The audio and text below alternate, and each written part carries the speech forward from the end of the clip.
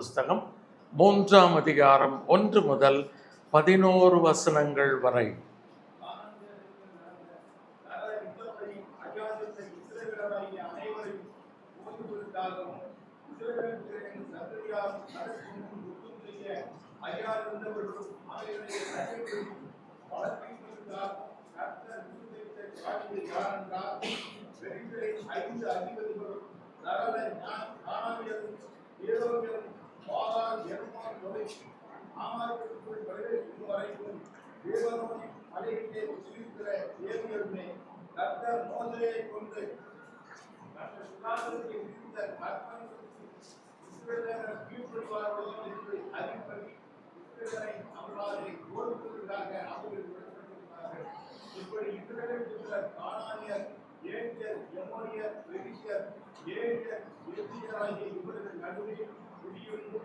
அவருடைய குமாரத்திகளை விவாகம் பண்ணி அவருடைய குமாரத்திகளை அவருக்கு குமாரருக்கு கொடுத்து அவர்கள் தேவையை சேர்க்கிறார்கள்.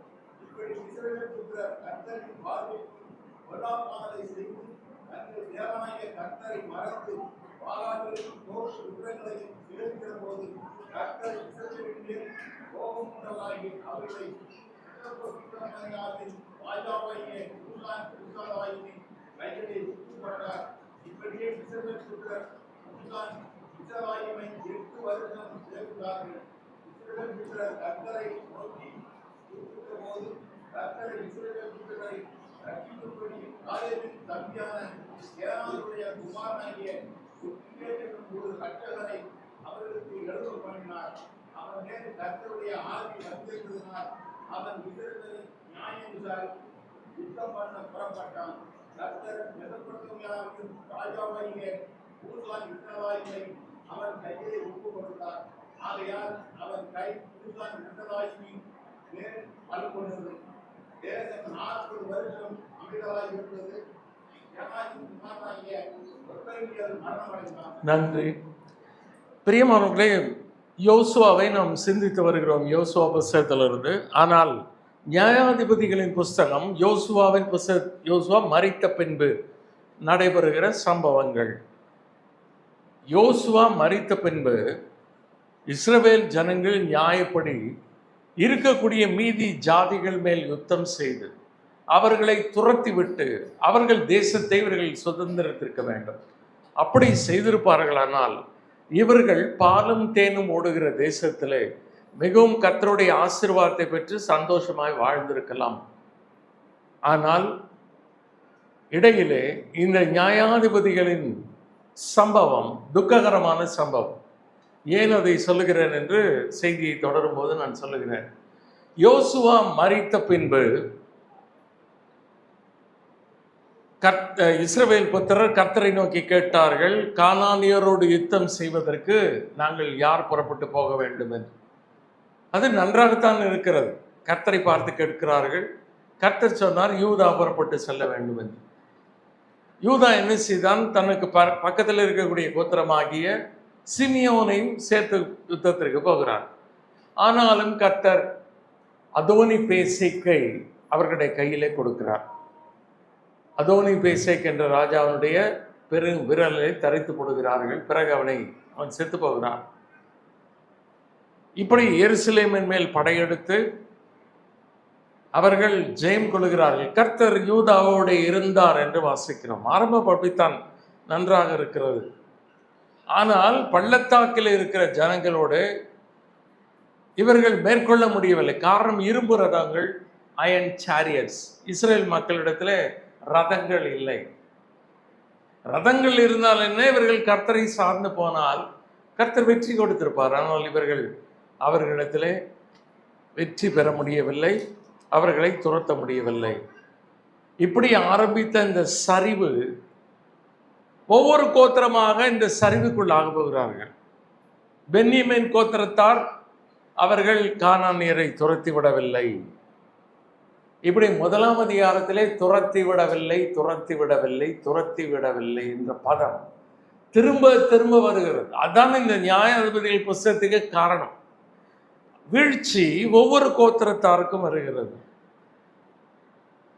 மனாசே கோத்திரத்தார் துரத்தி விடவில்லை, எப்ராயிம் கோத்திரத்தார் துரத்தி விடவில்லை.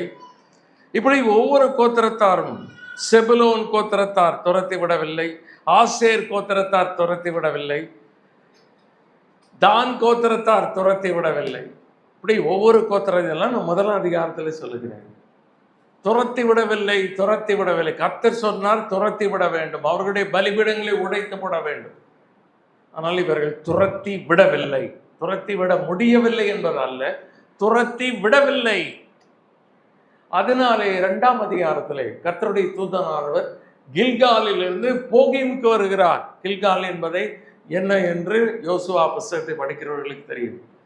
எகிப்தினுடைய நிந்தை அவர்கள் மேல் இராதபடி கர்த்தர் புரட்டி போட்டார். அதனாலே இந்த ஸ்தலத்துக்கு கில்கால் என்று பெயர். அது என்ன எகிப்தினுடைய நிந்தை? எகிப்தியர் கர்த்தர் இவர்களை வனாந்திரத்தில் அழைத்து சென்ற போது இன்னும் இவர்களை கானானுக்குள் கொண்டு போகவில்லை. அதனால் எகிப்தியர் நிந்தித்துக் கொண்டிருந்தார்கள். கர்த்தர் இவர்களை கானானுக்குள் கொண்டு போக முடியவில்லை. வழியிலே அநேகரை அடித்தார் கர்த்தர், அநேகர் செத்து போனார்கள். ஏறக்குறைய அவர்கள் முழு இஸ்ரவேல் வம்சமும் அழிக்கப்பட்டிருக்கும். மோசே பரிந்து பேசினான். கர்த்தர் சொன்னார், என்னை விட்டு விடு, ஒரே அடியாக ஜனத்தை அடித்து விடுகிறார். மோசே சொன்னான், ஆண்டவரே, இதை எகிப்தியர் கேள்விப்படுவார்கள், கர்த்தர் இவர்களை கானானுக்குள் கொண்டு போக முடியவில்லை என்றெல்லாம் சொல்லுவார்கள், உம்முடைய நாமத்துக்கு என்ன செய்வீர்? அதனாலே இந்த ஜனங்களை மன்னிக்க வேண்டும் என்று கேட்டுக்கொண்டார். கர்த்தர் திரும்ப திரும்ப மன்னித்து கொண்டே இருந்தார். பாருங்க, கில்காலிலிருந்து போகீமுக்கு வந்தார். கில்கால் நிந்தை உருண்டோட செய்த இடம், ஆசீர்வாதமான இடம். இவர்கள் யோர்தானை கடந்த பின்பு முதலாவது பிரவேசித்த இடம் தான் கில்கால். அங்கிருந்து கர்த்தருடைய தூதனார் போகீமுக்கு வருகிறார். போகீம் என்றால் என்ன தெரியுமா? அழுகிறவர்கள் என்று அர்த்தம். ஆசீர்வாதமான இடத்திலிருந்து கர்த்தருடைய தூதனானவர் இவர்களை போகீமில் வந்து சந்திக்கிறார். சொன்னார், நீங்கள் துரத்தி விடவில்லை, நானும் துரத்தி விட மாட்டேன். அதனால ஜனங்கள் ஓ என்று அழுதார்கள். அதனால இந்த இடத்துக்கு போகீம் என்று பெயர். ஒவ்வொரு இடத்திற்கும் பெயர் காரணம் இப்படித்தான் வருது.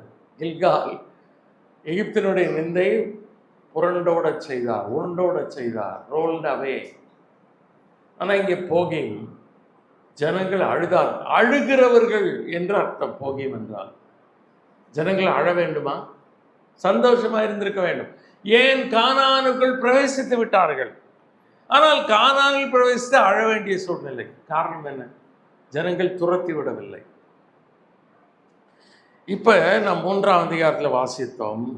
இப்ப 3ஆம் அதிகாரத்துக்கு வரணுமா? கர்த்தர் நான் துரத்தி விட மாட்டேன் என்று சொல்லிவிட்டார்.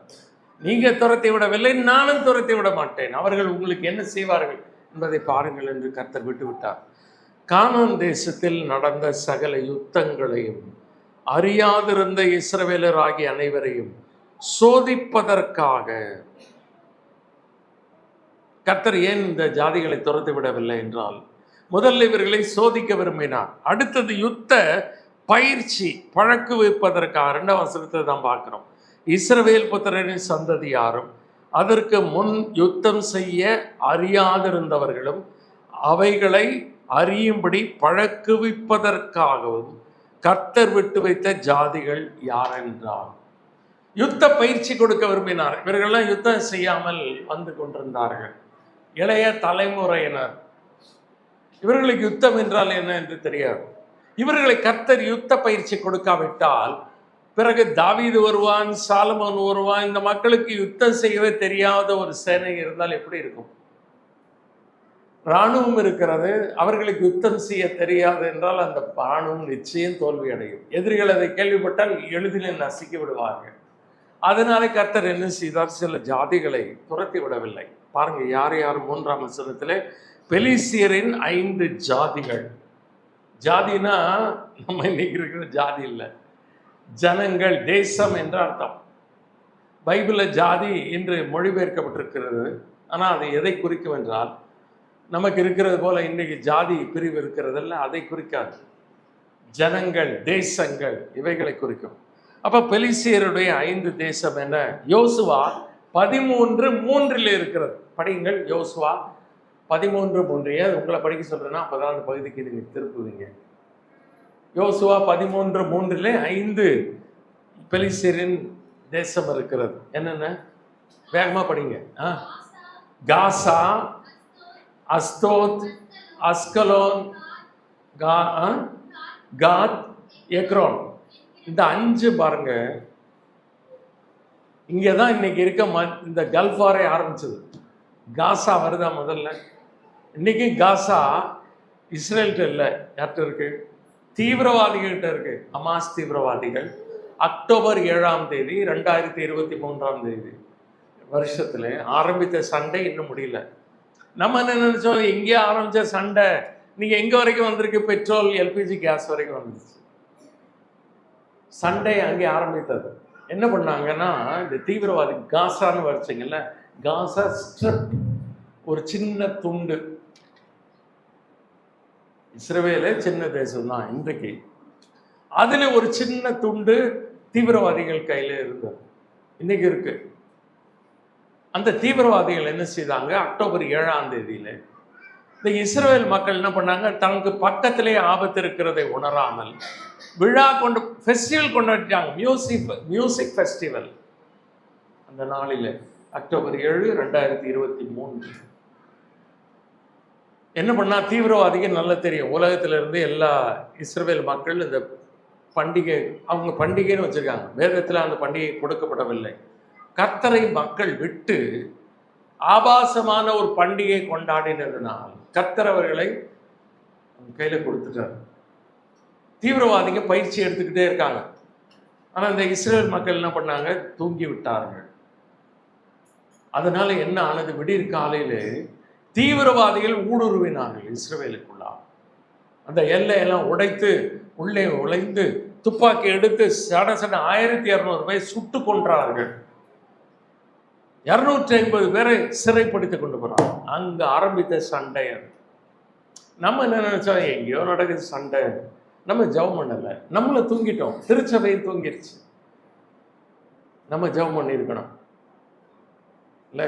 ஜெபம் பண்ணீங்களா? நம்ம ஜெபம் பண்ணல. இஸ்ரேல் தூங்கினது போல நம்ம தூங்கிட்டோம். அங்கே ஹெஸ்பொல்லா தீவிரவாதிகள், இந்த 3 ஹெச் இருக்கு. ஒன்று ஹமாஸ், ஹெஸ்பொல்லா, ஹூத்தீஸ், இந்த 3 தீவிரவாதி குழுக்கள். இவங்க வேலையை என்னன்னா, அடியில் இவங்களுக்கு வேற வேலையே கிடையாது. ஏன்னா பணத்தை குவிச்சுட்டாங்க. இவங்க கீழே டனல்ஸ் கட்டுறது, ஆயுதங்களை பதுக்குவது, இஸ்ரேலை தாக்குவது, இந்த வேலை தான் செய்கிறாங்க. அன்றைக்கு ஆரம்பித்த சண்டை இன்னைக்கு வரைக்கும் ஓயலை. எந்த அளவுக்கு இது பின்னால் ஈரான் இருக்கு. ஈரான் இஸ்ரேலோட கொஞ்சம் தள்ளி இருக்கு. ஏன் இதை சொல்கிறேன்னா, இன்னைக்கு இந்த சண்டையினுடைய ஆரம்பம், அதனுடைய தொடர்ச்சி உங்களுக்கு தெரியணும்.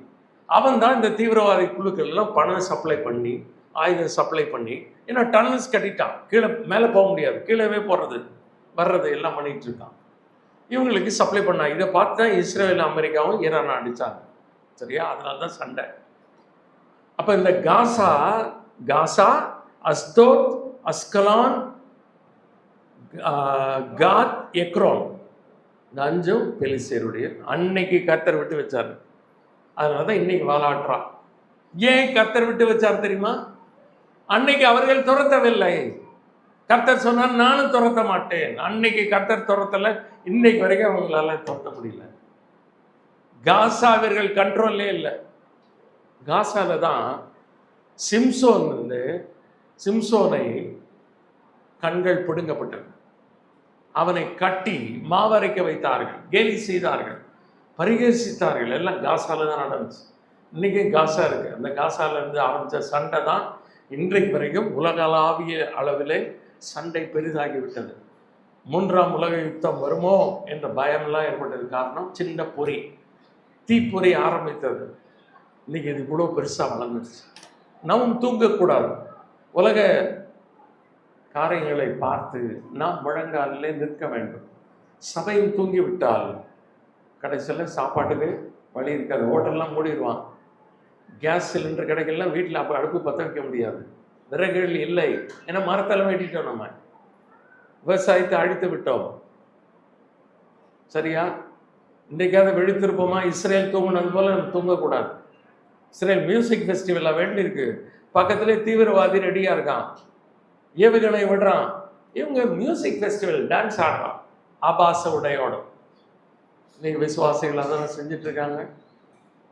பிரியமானவர்களே, சத்துரு தூங்குவதில்லை. இரவிலே அவன் களையை விதைக்கிறான், நாம் தூங்கி கொண்டிருக்கிறோம். சரியா? அதனால வந்த வினை தான் இன்றைக்கும் நம்ம பக்கத்தில் வரைக்கும் வந்துருச்சு. ஜாக்கிரதையாக இருப்போம். அதனால தான் கர்த்தர் என்ன பண்ணாரு, 5 ஜாதிகள் சகல கானானி, 3ஆம் வசனத்தை வாசிக்கிறேன். கானானியர், சீதோனியர், பாகாலியர் துவங்கி ஆமாத்துக்குள் பிரவேசிக்கும் வரைக்கும் லீபனோனின் மலைகளில் குடியிருக்கிற ஏவியருமே. இத்தனை மக்களை, இத்தனை தேச மக்களை கர்த்தர் துரத்தி விடவில்லை. ஏன்? இவர்களுக்கு யுத்த பயிற்சி. ஒன்று, இவர்களை சோதிப்பதற்கு. ஏன் சோதிக்கணும்? 4ஆம் வசனத்தில் பாருங்க, கர்த்தர் மோசேயை கொண்டு தங்கள் பிதாக்களுக்கு விதித்த கற்பனைகளுக்கு இஸ்ரவேலர் கீழ்ப்படிவார்களோ என்று அறியும்படி இஸ்ரவேலரை அவர்களாலே சோதிப்பதற்காக அவர்கள் விடப்பட்டிருந்தார்கள். கர்த்தர் டெஸ்ட் வைப்பார். சோதனையில் பைபிளில் 2 சோதனை இருக்கு. ஒன்று டெஸ்டிங், இன்னொன்று டெம்டேஷன். ரெண்டுத்துக்குமே தமிழில் சோதனை சோதனை என்று தான் மொழிபெயர்க்கப்பட்டிருக்கிறது. கர்த்தர் பாவத்தினால் நம்மை சோதிக்கிறவர் அல்ல.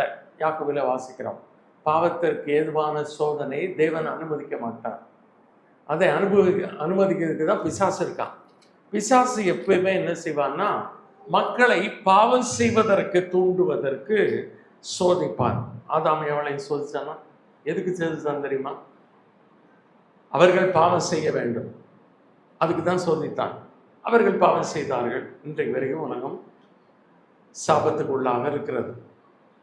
ஆனால் கர்த்தர் சோதிப்பார் பாவம் செய்வதற்கு அல்ல, மக்கள் உறுதியாக இருக்கிறார்களா, மக்களுக்கு நன்மை செய்யும் பொருட்டு கர்த்தர் என்ன செய்வார்? சோதிப்பார். God will test. God will never tempt anyone.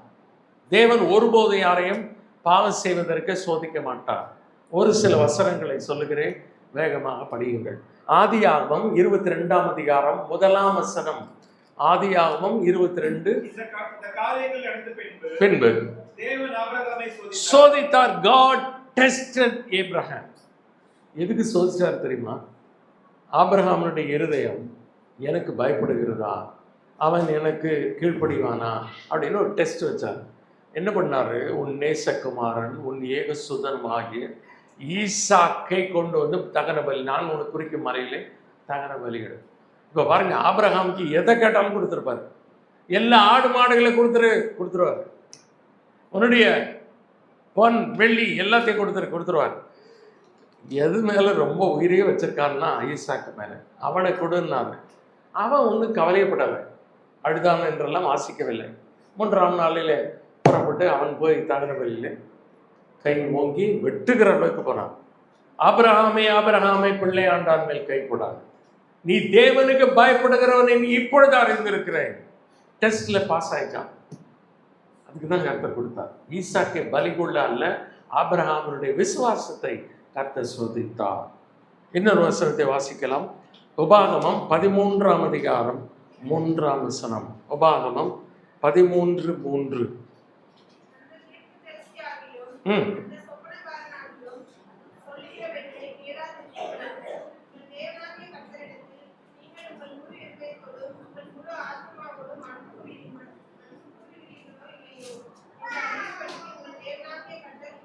சோதிக்கிறார். இங்க 13ஆம் அதிகாரத்தில் என்னன்னா, இப்ப யாராவது ஒரு தீர்க்கதரிசி வேற தேவர்களை பின்பற்றி போகும்படியாக அழைத்தானால் போகாதீங்க என்றார். கர்த்தர் என்ன செய்வார்? அப்படிப்பட்ட கள்ள தீர்க்கதரிசிகளுக்கு அற்புதங்கள் செய்யக்கூடிய காரியத்தை அனுமதிப்பார். எதுக்கு? நீங்க அற்புதத்தை கண்டு போகிறீர்களா, அல்லது அற்புதத்தை கண்டும் இது கர்த்தரால் வந்த அற்புதம் அல்ல, கர்த்தரை உண்மையாய் பற்றி கொண்டிருக்கிறீர்களா? பிசாசுக்கு கொஞ்சம் அற்புதம் செய்யற சக்தி இருக்கு, உங்களுக்கு தெரியுமா? மோசேயே அன்னைக்கு ஆரோனும் போய் எகிப்திலே பார்வோனுக்கு முன்னால் நின்றபோது சில அற்புதங்களை அவங்களே செஞ்சாங்க. மோசே கோலை போட்டோன்னு பாம்பாச்சு. மந்திரவாதி, எகிப்தினுடைய மந்திரவாதிகளும் போட்டாங்க, பாம்பாச்சு. எகிப்தினுடைய நதியை அடித்தான், ரத்தமாயிடுச்சு, அவங்களே அடித்தாங்க. கொஞ்சம் தூரம் கொஞ்சம் வரைக்கும் வந்தாங்க. அதனால அற்புதங்கள் நடக்கிறது எல்லாம் தேவனுடைய சக்தியில நடக்குதுன்னு நினைக்காதீங்க. மந்திரவாதிகளும் செய்ய முடியும். இன்னைக்கும் தெரியுமா, அற்புதங்கள் எல்லாம் தேவனால் வந்தது என்று ஏமாந்து விடாதீங்க. அப்படி ஏமாறுவாங்களா இஸ்ரவேல் மக்கள்னா அவங்கள சோதிக்கிறதுக்கு கர்த்தர் விட்டாரு. கள்ள தீர்க்கதரிசிகளும் அற்புதம் செய்வதற்கு கர்த்தர் ஏன் அனுமதிச்சார்னா, இந்த அற்புதங்களை மயங்கி கள்ள தீர்க்கதரிசிகளை பின்பற்றுவார்களோ, இல்லாவிட்டால் அற்புதங்களை கண்டும் கர்த்தரை உண்மையாய் பின்பற்றுவார்களா? அதுதான் வாசிச்சோம். பிரியமானவர்களே, ஒரு நாள் வரும், அந்தி கிறிஸ்து என்ன செய்வான்? ஆட்சியை பிடிக்கும் போது அவனும் பொய்யான அற்புதங்கள் செய்வான். தேவாலயத்தில் போய் நான் தேவன் உட்காருவான். அப்ப அந்த சிலை பேசுவதற்கு அனுமதி கொடுப்பான். பாத்தீங்களா, சிலை பேசுமா? ஏன் இஸ்ரவேல் மக்கள் அதை அப்பதான் புரிஞ்சுக்கிடுவாங்க, ஆஹா இல்ல, இவன் கிறிஸ்து அல்ல, இவன் கள்ள கிறிஸ்து, அந்தி கிறிஸ்து, உண்மையான கிறிஸ்து நாம் சிலுவையில் அறைந்தவர் என்று அறிந்து கொள்வாங்க. அதனால கர்த்தர் 2வது டெஸ்ட் என்ன வச்சாரு? ஃபர்ஸ்ட் ஆபிரகாமுக்கு வச்சாரு, ஆபிரகாம் பாஸ் ஆயிட்டா. இஸ்ரவேல் மக்கள் வச்சாரு, நிறைய நேரம் தோல்வி அடைந்தார்கள். 3வது இன்னொருத்தருக்கு டெஸ்ட். 2 நாளாகமம் 32ஆம் அதிகாரம் 31ஆம் வசனம். 2 நாளாகமம் 32ஆம் அதிகாரம் 31ஆம் வசனம்.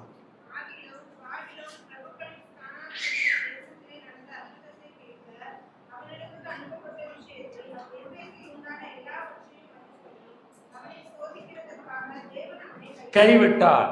இங்கே எசேக்கியா ராஜா. இதை குறித்து கொஞ்சம் விவரமா படிக்கணும்னா நாங்க ஏசாயா 39ஆம் அதிகாரத்துல படிக்கிறோம். இப்ப எசேக்கியா ராஜா வியாதிப்பட்டு சுகமானான், நமக்கு எல்லாம் தெரியும். அப்பொழுது பாபிலோன்ல இருந்து சிலர் வந்து அவனை விசாரிக்கிறதுக்கு வந்தார்கள். இப்ப நம்ம கூட வீட்டுல வியாதி கொஞ்சம் பலவீனமாகி சுகம் அடைந்தால் நம்முடைய நண்பர்கள், உறவினர்கள், சபையார் எல்லாம் வருவார்கள், வந்து விசாரிப்பார்களா? வந்து விசாரிக்கும் போது அவர்களை நன்றாக உபசரித்து அனுப்பிவிட வேண்டும். இவன் என்ன பண்ணிட்டான்? பாபிலோனியர்கள் வந்து விசாரித்த உடனே நன்றாக உபசரித்து விட்டு அவர்களை அனுப்பி இருக்க வேண்டும். இவன் என்ன பண்ணிட்டான்? அந்த தேசத்துல இருக்க எல்லாத்தையும் காமிச்சிட்டான். பெருமை, என் தேசத்துல எவ்வளவு பொண்ணு இருக்கு தெரியுமா, எவ்வளவு வெள்ளி இருக்கு தெரியுமா, எல்லாத்தையும் காமிச்சிட்டான். பொக்கிஷத்தெல்லாம் காமிச்சிட்டான். இதை காட்ட வேண்டிய கட்டாயம் கிடையாது. கர்த்தர் ஏன் இவனை எச்சரிக்கவில்லை? ஏசாயா இருக்காரு, முன்னாலே கர்த்தரை எச்சரித்திருக்கலாம்ல. ஏன் எச்சரிக்கலைன்னா, கர்த்தர் அவனுடைய இருதயத்தில் இருக்கிறதை அவன் அறியும்படி அவனை சோதிப்பதற்காக அவனை கைவிட்டான். நீ உன் இருதயத்தில் பெருமை வச்சிருக்க எசேக்கியா, உனக்கு எவ்வளவு பெருசு இருக்கு பாரு காட்டுறதுக்கு, நீ என்ன பண்ண வச்சிருக்க.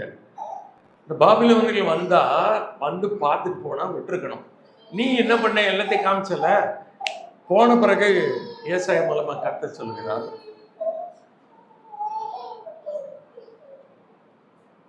என்ன சொன்னார் தெரியுமா? யார் வந்ததுன்னு கேட்டார். பாபிலோனியர்கள் வந்தாங்க. என்ன பார்த்தாங்க? நான் காண்பிக்காத பொருள் ஒண்ணுமே இல்லை, எல்லாத்தையும் காமிச்சிட்டேன். எல்லாத்தையும் காமிச்சிட்டல, எல்லாத்தையும் அவங்க பிடிச்சிட்டு போயிடுவாங்க. அவன் முட்டாள் ராஜா என்ன பண்ணியிருக்கணும்? ஆண்டவரே என்னுடைய பாவங்களை மன்னியும், நான் முட்டாள்தனமாய் செய்தேன், மதியினமாய் செய்தேன்னு சொல்லியிருக்கணும். அவன் என்ன பண்ணிட்டான்? என் நாட்களிலாவது சமாதானம் உண்டா இருக்கணும், பின்னாலே எவன் எக்கேடு கேட்டு போனா என்ன? இன்னைக்கு நிறைய பேருக்கு அந்த மாதிரி புத்தி இருக்கு. இவனுக்கு அந்த புத்தி வந்துச்சு. ஏன்னா அவன் சந்ததியார் பிடிக்கப்பட்டு போறாங்க, உன் சந்ததி நாசமாக போகிறது உன்னுடைய பாவத்தினால் என்று சொன்னால், அவன் சொன்னா என் நாட்களிலாவது நல்லது நடக்குமே. சுயநலவாதி. நம்முடைய தலைமுறை நன்றாக இருக்க வேண்டும் என்பதை குறித்து நாம் கவலைப்பட வேண்டும். நான் நல்லா இருந்த போது என் சந்ததியை கெடுக்கிட்டு போனா என்ன அப்படின்னு எசேக்கியா நினைச்சான். தோத்துட்டானா? கர்த்தர் எதுக்கு விட்டார் அவனை சோதிக்கிறதுக்கு?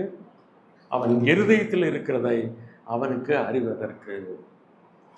யாக்கோபு, இதெல்லாம் பழைய ஏற்பாடு பிரதர், புதிய ஏற்பாட்டுல சோதனை கிடையாது. சோதனை கண்டிப்பா இருக்கு. வாசிக்கலாமா? யாக்கோபு 1ஆம் அதிகாரம் 2-3 வசனங்கள். சகோதரரே, அகப்படும் போது, அகப்பட்டால் என்றல்ல, அகப்படும் போது அப்படின்னு. இப்ப அகப்பட்டால்னா ஒருவேளை வரலாம், வராமலும் போகலாம். ஆனால் அகப்படும் போதுன்னா என்ன அர்த்தம்? சோதனை கண்டிப்பா வரும்னு அர்த்தம். பலவித வேரியஸ் ட்ரையல்ஸ் வரும்போது நீங்க என்ன செய்யணுமா? விசுவாசத்தின் பரீட்சை. விசுவாசம் எப்படி இருக்குன்னு டெஸ்ட் வரும். டெஸ்ட் இல்லாமல் நீங்க எந்த போஸ்ட்டுங்க வருது? நீங்க ஐஏஎஸ் ஆஃபீஸர் ஆகணும்னாலும் டெஸ்ட் எடுப்போம், இது பாஸ் பண்ணணும். நீங்க நீட் எழுதினாதான் எம்பிபிஎஸ்கே அனுமதி. எந்த தேர்வை எழுதி போனால்தான் எந்த வேலையும் கிடைக்கும். வீட்டில் சும்மாவே தூங்கிட்டு இருந்தீங்கன்னா எந்த வேலையும் கிடைக்காது. கஷ்டப்பட்டால் தான், பரீட்சையில் பாஸ் பண்ணால் தான் மேல் நிலைக்கு வர முடியும். அதே தான் ஆவிக்குரிய வாழ்க்கைக்கும். பரீட்சை இருக்கா? விசுவாசத்தின் பரீட்சை, டெஸ்ட் ஆஃப் யுவர் ஃபெய்த். பரீட்சையானது பொறுமையை உண்டாக்கும் என்று. பொறுமைனா என்ன அர்த்தம்? இங்கே விடாமுயற்சி, விடாமல் தேவனை பற்றிக்கொள்வீர்கள் என்று அதை சந்தோஷமாக எண்ணுங்கள். மிகுந்த சந்தோஷமாக எண்ணணுமா? சரியா? சோதனை சகிக்கிற மனுஷன் பாக்கியவான், அவன் உத்தமன் என்று விளங்கின பின்பு கர்த்தர் தம்மிடத்தில் அன்பு கூறுவர்களுக்கு வாக்குத்தத்தம் பண்ணின ஜீவகிரீடத்தை பெறுவான். யோபு சொல்லுகிறார், அவர் என்னை சோதித்த பின் பொன்னாக விளங்கு. சோதித்த பின் தான், சோதிக்கிறது முன்னால கிடையாது. கர்த்தர் அவனை சோதனைக்கு உட்படுத்தினார். நம்முடைய வாழ்க்கையிலும் சோதனை கண்டிப்பா வரும். நிறைய விஷயத்துல என்னன்னா, விசுவாசிகள் அதை பத்தி கவலையப்படுறதில்லை. தோத்துட்டு போறோம், ஃபெயில் ஆனா ஆயிட்டு போறோம். இந்த எசேக்கியா மாதிரி தான். ஆபிரகாம் ஜெயித்தார் பார்த்தீங்களா? ஆபிரகாம் என்ன பண்ணாரு? ஜெயித்தார். இல்ல ஆண்டவரே என்ன முடியாது. நீங்க எதை வேணா கேளுங்க. இஸ்மாயில் கேட்குறீங்களா? கொடுத்துட்றேன். சாரால கேட்டாலும் நான் கொடுத்துட்றேன், எடுத்துங்க. வயசானம்மா. ஈசாக்க மட்டும் கேட்காதீங்க அப்படின்னு சொல்லியிருந்தான்னா அவன் ஃபெயில், டெஸ்ட்டில் ஃபெயில். ஆனால் அதில் அவன் கொண்டு போய் கொடுத்தான் பார்த்தீங்களா? அங்கே தான் பாஸ் ஆனான். விசுவாசிகளின் தகப்பன் ஆபிரகாம். பிரியமானவர்களே, பிரசங்கம் மேடையில் ஏற பிரசங்கம் பண்ணுறது ரொம்ப ஈஸி. என் வாழ்க்கையில் இப்படி வந்துச்சுன்னா நான் செய்வேனா அப்படிங்கிறத கேள்வி. ஆபிரகாம் குறித்து வாய்க்களையும் பேசிடலாம். ஆபிரகாமை போல விசுவாசம் எனக்கு இருக்கா? கொடுப்பேனா? இன்னைக்கு விசுவாசனை எல்லாம் பெறுறதுன்னு நினைக்கிறாங்க.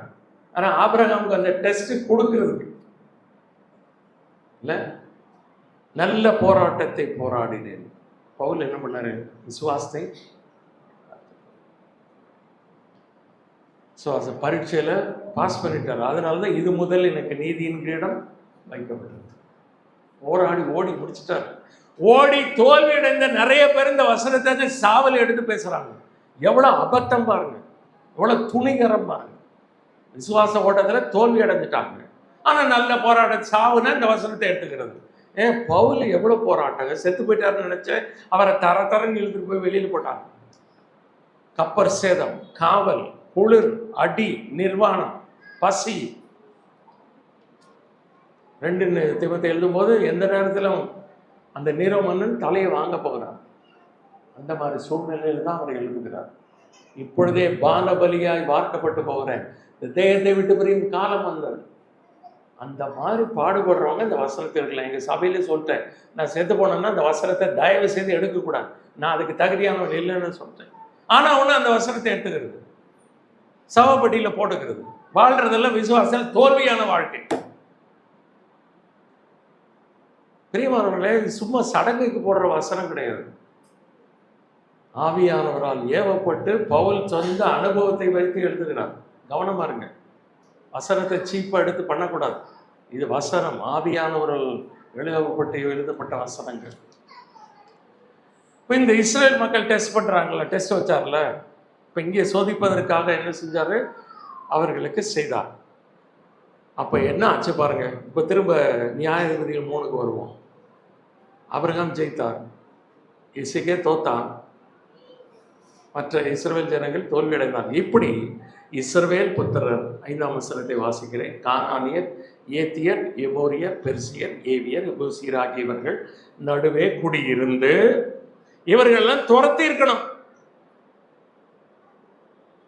அதுதான் கர்த்தருடைய வசனத்துப்படி கீழ்ப்படிவார்களா இல்லையா என்று சோதிப்பதற்கு தான் விட்டு வச்சாரு. குடியிருந்து அவர்களுடைய குமாரத்திகளை விவாகம் பண்ணி தங்களுடைய குமாரத்திகளை அவர்கள் குமாருக்கு கொடுத்து அவர்கள் தேவர்களை சேவித்தார்கள். அவுட்டா?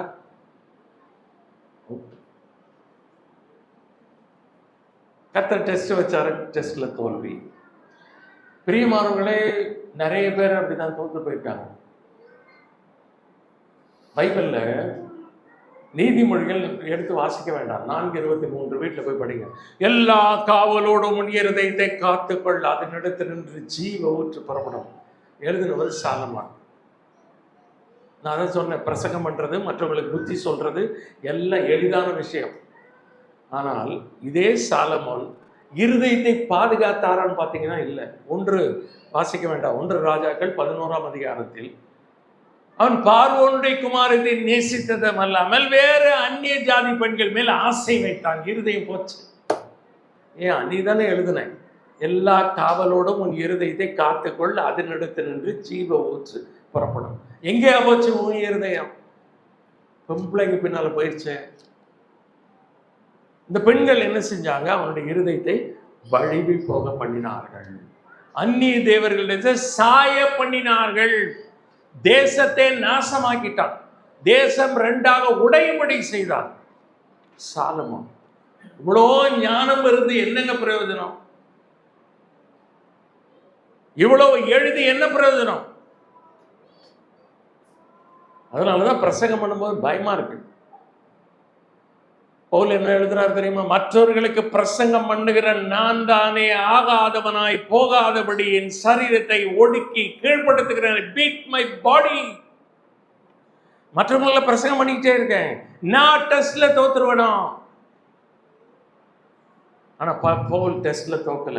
ஏன் தெரியுமா? நல்ல போராட்டத்தை போராடினேன், என் ஓட்டத்தை முடித்தேன், என் விசுவாசத்தை காத்துக்கொண்டேன், இது முதல் எனக்கு நீதியின் இடம் வைக்கப்பட்டிருக்கு. தோல்வி அடைஞ்சவங்களாம் தயவு செய்து இந்த வசனத்தை எடுக்கக்கூடாது. பவுல் வெற்றி பெற்றார், அதனால தைரியமா எழுதுறாங்க. ஏன்? I beat my body daily. Paul போராடினார் பாவத்தோடு, அதனாலதான் வெற்றி பெற்றார். போராட்டம். கிறிஸ்தவ வாழ்க்கை என்பது போராட்டம், பாவத்தோடு உள்ள ஒரு போராட்டம். சரியா? அதனாலதான் எபிரேயர் 12ஆம் அதிகாரத்தில் வாசிக்கிறோம், நீங்கள் பாவத்தோடு போராடுகிறதில் இன்னும் ரத்தம் சிந்துகிற அளவுக்கு எதிர்த்து நிற்கவில்லை. பாவத்தோடு எந்த அளவுக்கு போராடணும்னா ரத்த சிந்துற அளவுக்கு போராடணுமா? பாவத்தை அணியாக செஞ்சுக்கிட்டே இருந்தோம்னா நம்ம தோத்துக்கிட்டே தான் இருப்போம். இந்த ஜனங்கள் பாருங்க, துரத்தி விட்டுருந்தாங்கன்னா இந்த நடந்திருக்காரு. துரத்தி விடலைன்னு கர்த்தர் துரத்தி விடலை. என்ன ஆச்சு? குமாரத்திகளை கொடுத்தாங்க, குமாரர்களை எடுத்துக்கிட்டாங்க. அது மட்டுமா நினைச்சு அவர்கள் தேவர்களை சேவித்தார்கள்.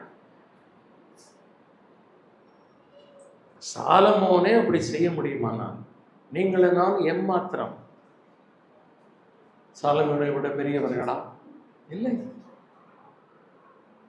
நிற்கிறேன் என்று எண்ணுகிறவன் விழாதபடி எச்சரிக்கையா இருக்க கடவன். பிரதர், எங்களுக்கெல்லாம் ஆகாது, நாங்கள் ரொம்ப ஸ்ட்ராங். அப்போதான் விழுறதுக்கு நம்ம ரெடியாக இருக்கணும் அர்த்தம். ஆண்டவர் சொன்னார், சீமோனே சீமோனே, உன்னை கோதுமை சுளகில புடைக்கிறதுக்கு போல உன்னை புடைக்கிறதுக்கு சாத்தான் என்னிடத்துல அனுமதி கேட்டுக்கொண்டான்.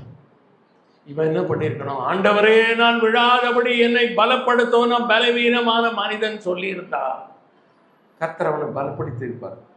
ஒருவேளை வீழ்ச்சி கூட இது நடந்திருக்காரு. இவன் என்ன சொன்ன? ஆண்டவரே, யார் உம்மை விட்டால் நான் மரணத்திலும் உம்மை பின்பற்றி வருவேன். செல்ஃப் கான்ஃபிடன்ஸ், சுயத்தின் மேல் நம்பிக்கை வச்ச சேவல் கூவுறதுக்கு முன்னாலே என்ன 3 தரம் மறுதளிப்பேன். ஆச்சா? அதான் நம்முடைய சுயம்.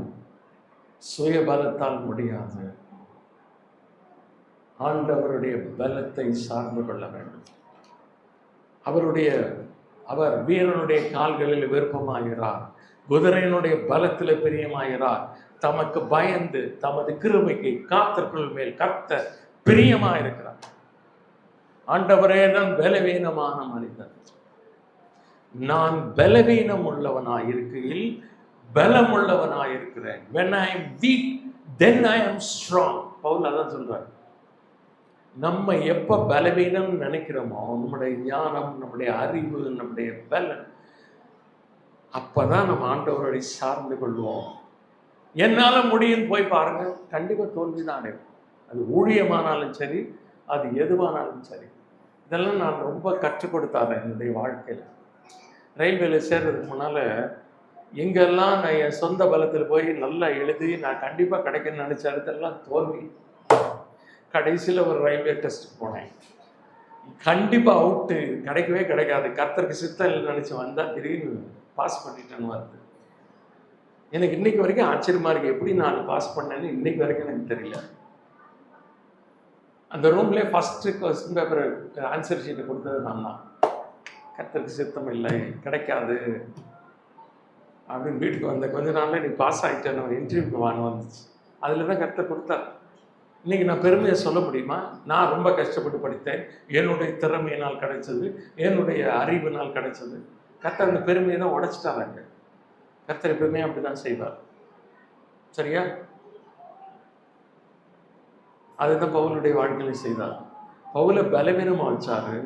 பவுல் தேவனுடைய கிருபையை நாடினார். உன்னுடைய பலவீனத்திலே என் பலன் பூரணமாய் விளங்கும். என் கிருபை உனக்கு உன் பலம் இல்லை, உன்னுடைய ஞானம் இல்லை. உன்னை நான் பலவீனப்படுத்தினா நீ என்னை சார்ந்து கொள்வாய். அப்பதான் என்னுடைய வல்லமை, கிறிஸ்துவின் வல்லமை என் மேல் தங்கும்படி என் பலவீனங்களை குறித்து நான் மேன்மை பாராட்டுகிறேன். மக்கள் அவுட், தோத்துட்டாங்களா? தோத்த கர்த்தர் விடுவாரா? தோத்துட்டா என்ன பிரதர், ஜாலியா வாழலாம் நினைக்காதீங்க. அடுத்த வசனத்துல பாருங்க. இப்படி இஸ்ரவேல் புத்திரர் 7ஆம் வசனத்தை வாசிக்கிறேன். கர்த்தரின் பார்வைக்கு பொல்லாப்பானதை செய்து தங்கள் தேவனாகிய கர்த்தரை மறந்து பாகால்களை தோப்பு விக்கிரங்களை சேவிக்கிற போது கர்த்தர் இஸ்ரவேலின் மேல் கோபம் உண்டவராகி, கர்த்தரை மட்டும் கோபம் மூட்டிட்டு விட்டார். யாரை வேணா கோபம் மூட்டிடலாம், கர்த்தர் காப்பாற்றிடுவாரு. கர்த்தரை கோபம் மூட்டினா என்ன நடக்கும்னு பாருங்க. அவர்களை மெசொப்பொத்தேமியாவின் ராஜாவாகி கூஷான் ரிஷாதாயிமின் கையில் விற்று போட்டார். மெசொப்பொத்தேமியா அப்படின்ற பேர் தான் ஈராக்குக்கு இருந்துச்சு.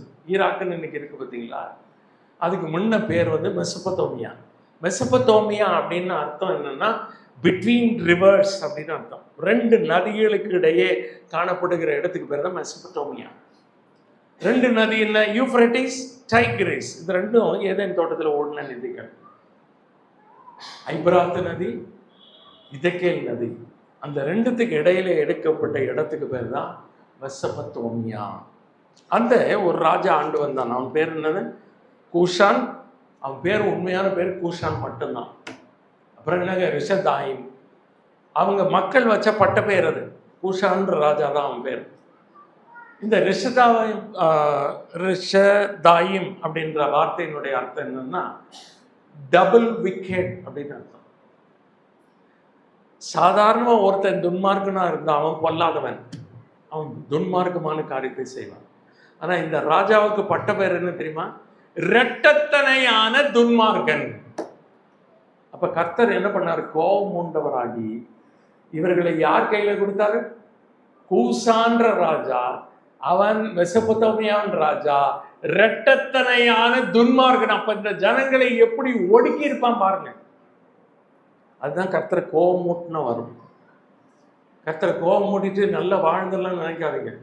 கர்த்தருடைய கை விரோதமாக இருந்தால் ரொம்ப கஷ்டம். அதனால்தான் எபிரேயர் 12ஆம் அதிகாரத்தில் தான் சேர்த்து கொள்ளுகிற எந்த மகனையும் தண்டிக்கிறார். சவுக்கு எடுத்து அடிக்கிறார்னு அர்த்தம். புதிய ஏற்பாட்டில் தான் சொல்லப்பட்டது. நான் நேசிக்கிறவர்கள் எவர்களோ அவர்களை கடிந்து கொண்டு சிட்சிக்கிறேன். செல்லம் கொடுக்க மாட்டார் ஆண்டவர்.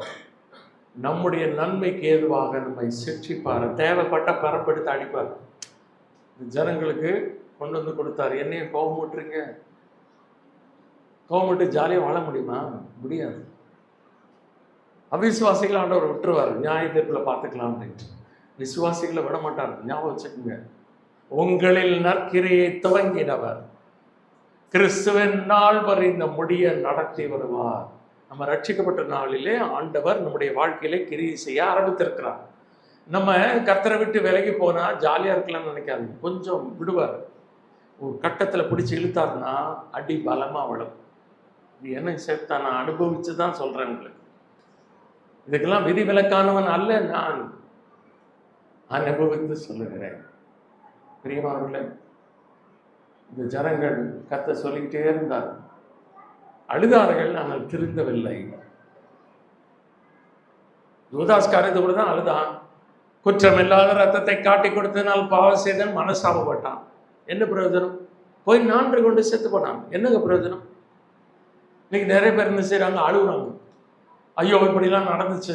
திருந்தணும், மனம் திரும்ப வேண்டும், வாழ்க்கையை திருத்த வேண்டும். அதுதான் அழுகை நடத்த வேண்டும். இந்த ஜனங்கள் போகியும்ல அழுதார்கள், ஆனால் என்ன செய்யலை? திருந்தலை.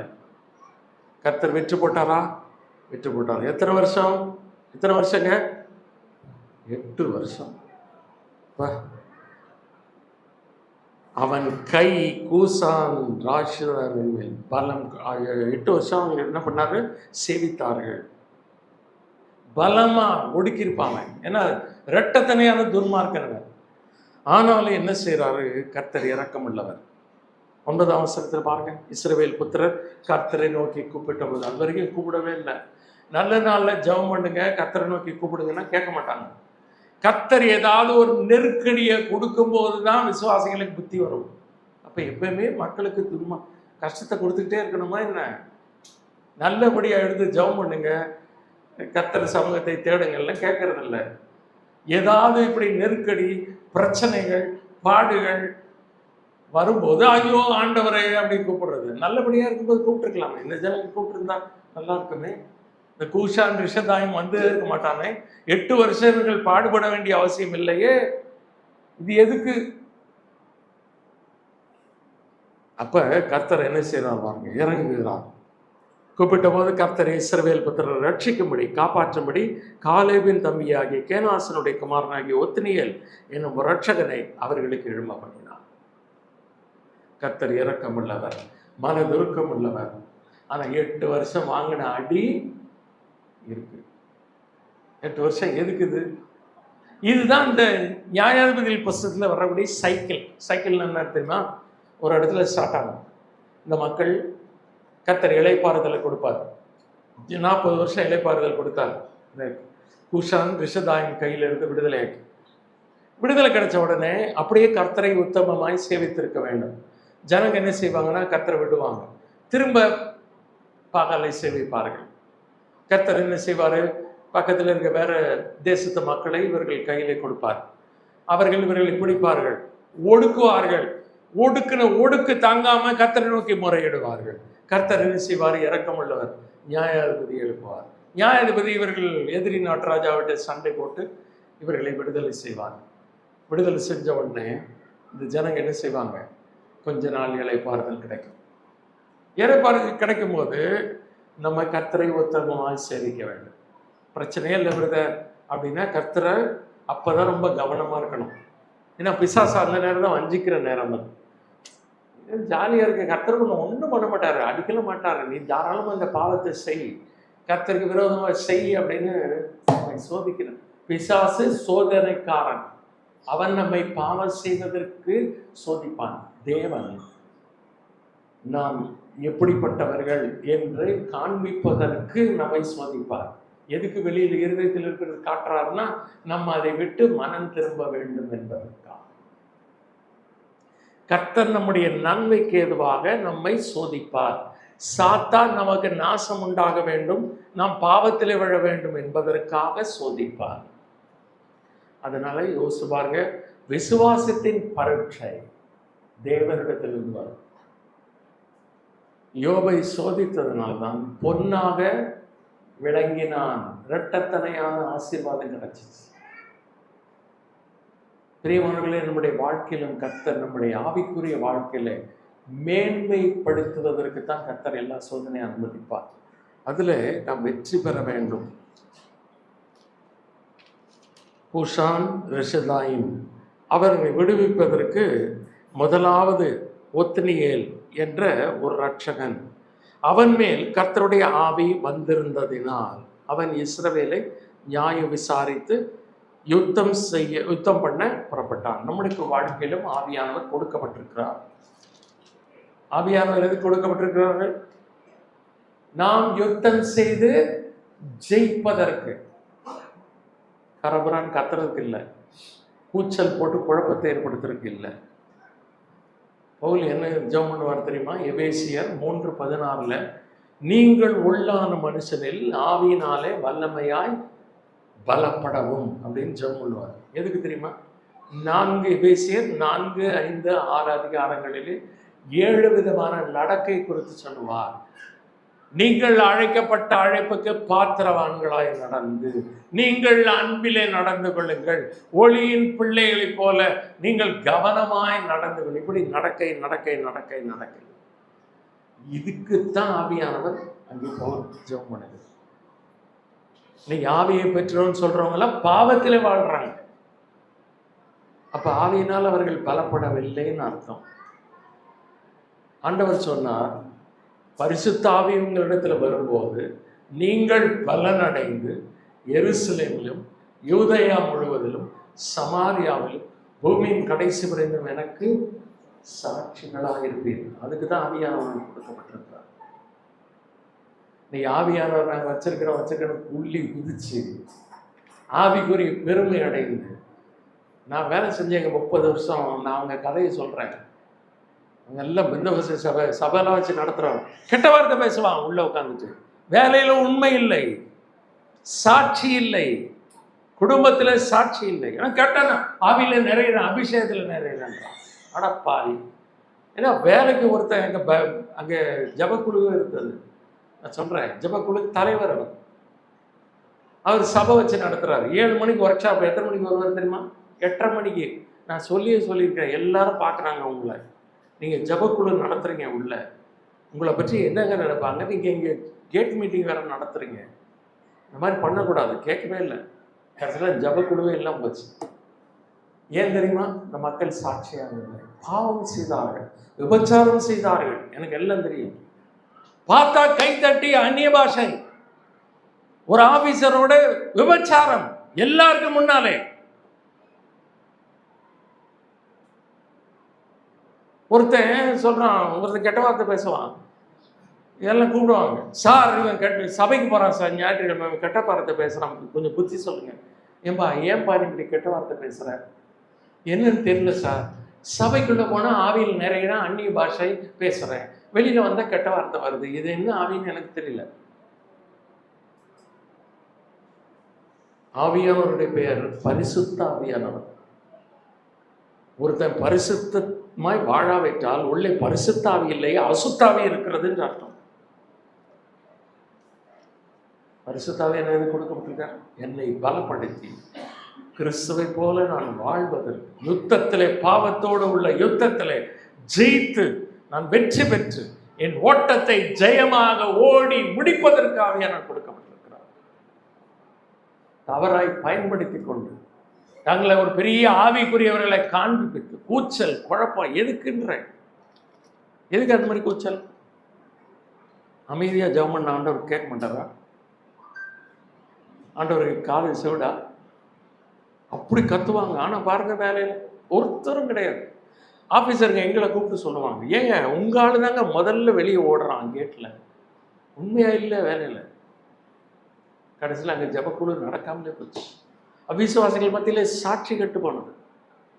இதெல்லாம் நான் அனுபவத்தில் கண்டு நான் சொல்லுகிறேன், ஏதோ கதையை கேட்டு சொல்லல. பிரியமான சகோதர சகோதரிகளை, ஆவியானவர் இவன் மேல் உத்திரியன் மேல் வந்த பழைய ஏற்பாட்டில் வந்துடுவார் போவார், புதிய ஏற்பாட்டில் போக மாட்டார். என்ன செய்வார் தெரியுமா? நாம் பாவம் செய்யும் போது துக்கம் அடைவார், நம்மை விட்டு போக மாட்டார். என்ன செய்வார்?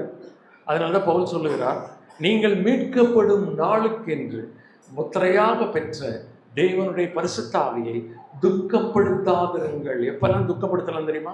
சகல விதமான கசப்பு, கோபம், மூர்க்கம், கூக்குரல், தூஷணம், மற்ற எந்த துர்குணம் உங்களை விட்டு நீங்க கடவுள். அங்க பக்கத்திலே சொல்றாரு. அதை நான் சொல்ற எல்லாமே எபேசியர் 4 அதிகாரத்தில் இருக்கு. இதுதான் பரிசுத்தாவியை துக்கப்படுத்துகிற காரியம். இப்படி பரிசுத்தாவியர் துக்கப்படும் போது நம்மை உணர்த்துவார். மகனே மகளே நீ செய்கிறது பாவம் செய்யாதன்னு நம்ம கேட்காம அவரை அவிச்சு போட்டுடலாம். அவர் அதுக்கு பிறகு ஒன்றுமே செய்ய மாட்டார். நம்ம வாழ்க்கை வீணாக போகும், வேஸ்ட்டாக ஓடி முடிப்போம்.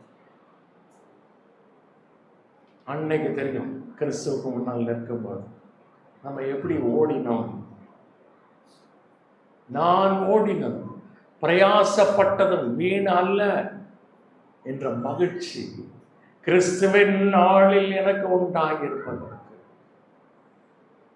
பவுலே அதை தான் ஆசைப்பட்டார். பிரியமானவர்களை, நம்ம எல்லாரும் ஆசைப்பட வேண்டியது என்ன தெரியுமா? கிறிஸ்துவுக்கு முன்னாலே ஒரு நாள் நிற்க போகிறோம். அவனவன் சரீரத்தில் செய்த நன்மைக்காவது தீமைக்காவது தக்க பலனை அடையும்படி நாம் எல்லாரும்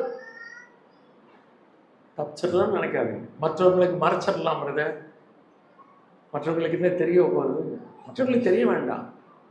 நான் போய் ரகசியமாக இங்கே பிரசங்கம் பண்ணிட்டு போய் ரகசியமாக பாவம் பண்ணலாமா?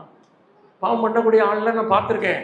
அவெல்லாம் சபை வச்சு நடத்துகிறேன். விபச்சார விடுதிக்கு கூட்டு போகிறாங்க, என்ன பிடிச்சி செம்ம திட்டிட்டேன். கார் போகுது வெளியூரில், இங்கே இல்லை கல்கட்டா. அவன் சபை வச்சு நடத்துகிறான், விபச்சார விடுதிக்கு போகிறான்.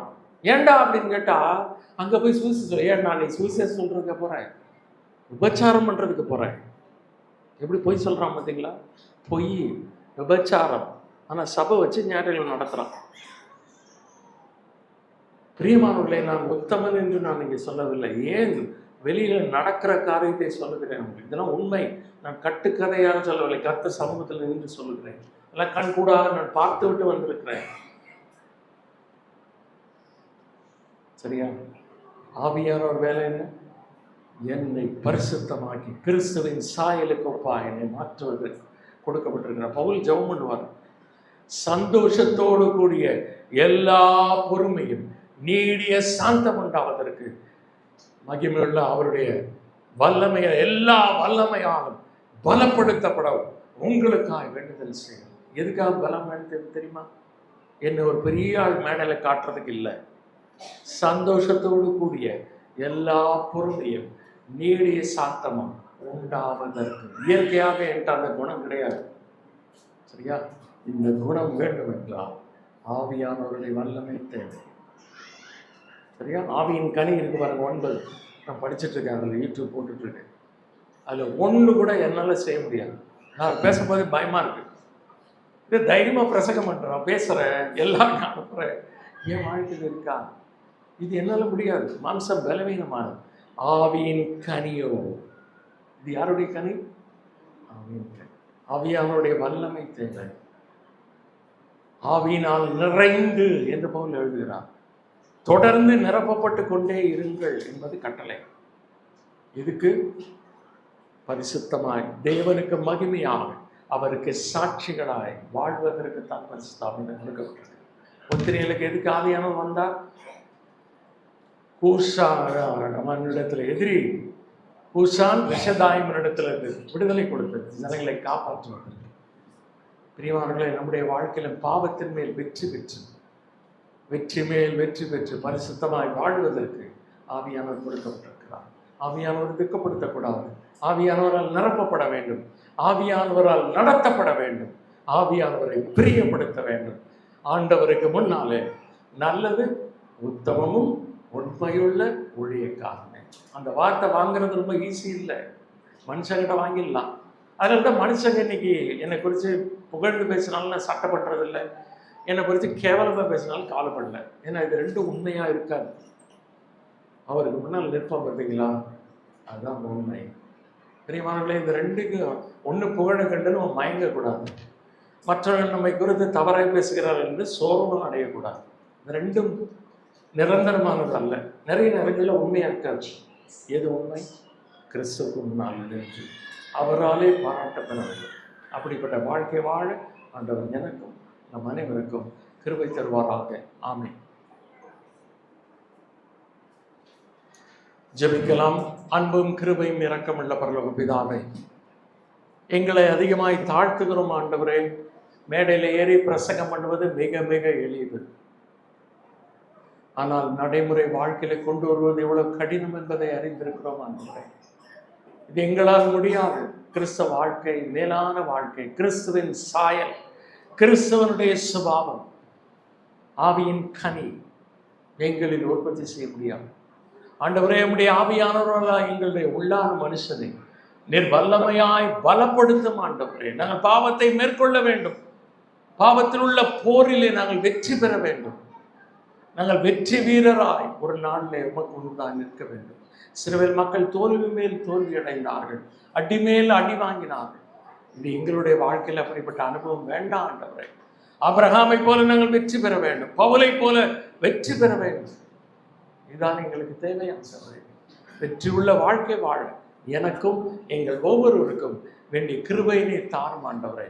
ஒவ்வொருவரையும் ஆசீர்வாதத்தோடு அனுப்பிடணும் ஆண்டவராகிய இயேசு கிறிஸ்துவின் நாமத்திலே வேண்டிக் கொள்கிறோம் நல்ல பிதாவே, ஆமென். என் ஆத்துமாவே